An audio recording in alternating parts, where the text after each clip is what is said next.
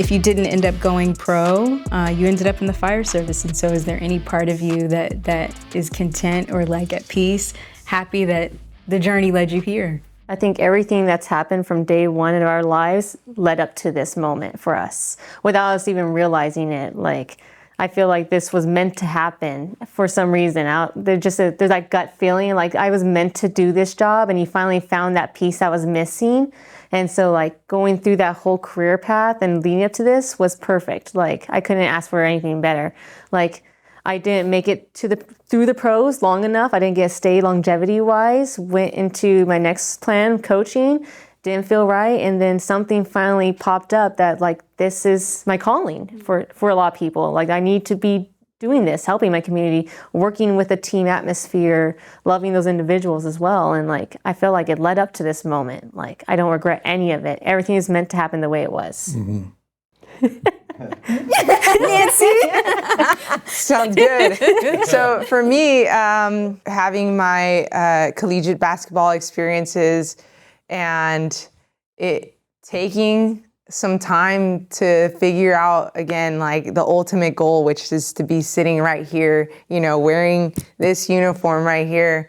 I am so thankful for all the experiences I've had leading up to this. I wouldn't have it any other way. There may be times in the past where maybe I think differently, but I am here. I am this individual. I have the outlook. I have the hunger that I do.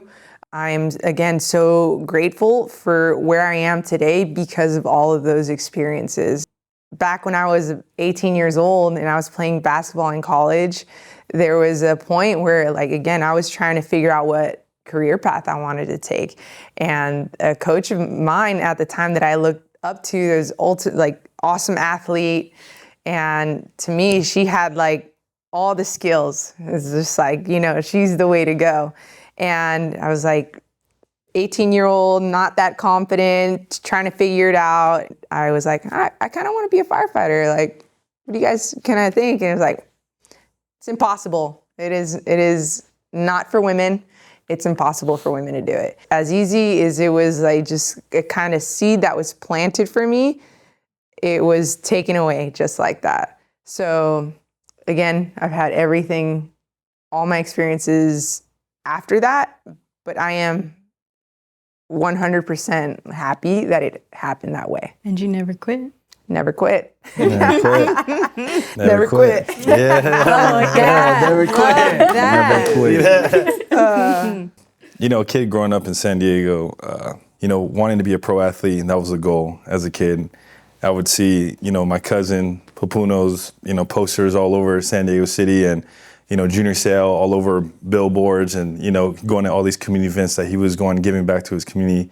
And I wanted to implement that. I wanted to be that person to tell, you know, a young Polynesian boy or girl that you can do anything you want if you work hard and you can achieve.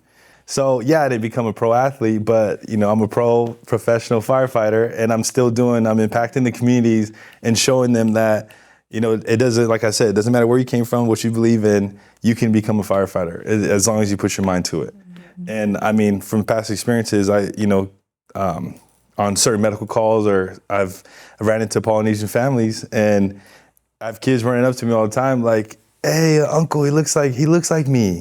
Or like he has tattoos, or, you know, like the same tribal markings that I have, or, you know, just, you know, it's just because it represents your family. And in our department, we only have we have about 800 people and probably only like 3 or 4 Polynesians, like Samoans and Tongans. So it's like, that was my goal growing up. It was instilled in me as a young age from my role models, and I'm impacting people today and just in a different uniform.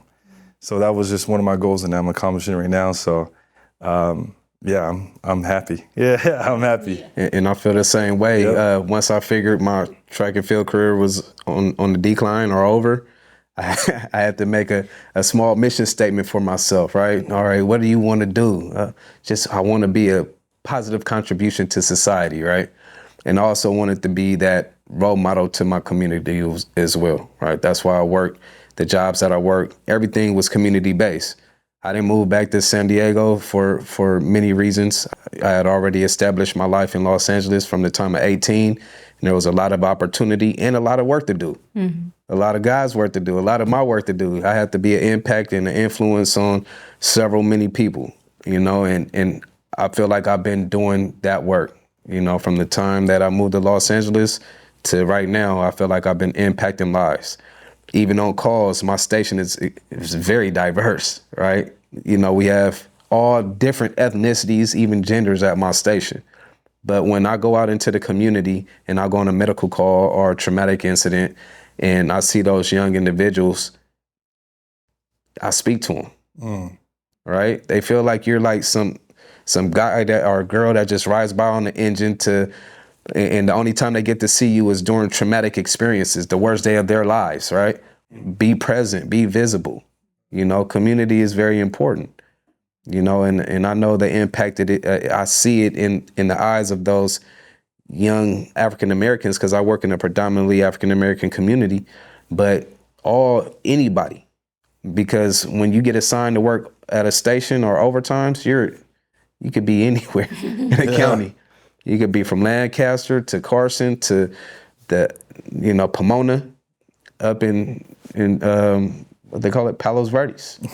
You know, so you have to be very diverse and versatile. And I love the fact that I'm a professional firefighter. Yeah. And I honestly think it's better than being a professional athlete. I'll be honest with you. Yeah. I'll be honest with you. Indeed.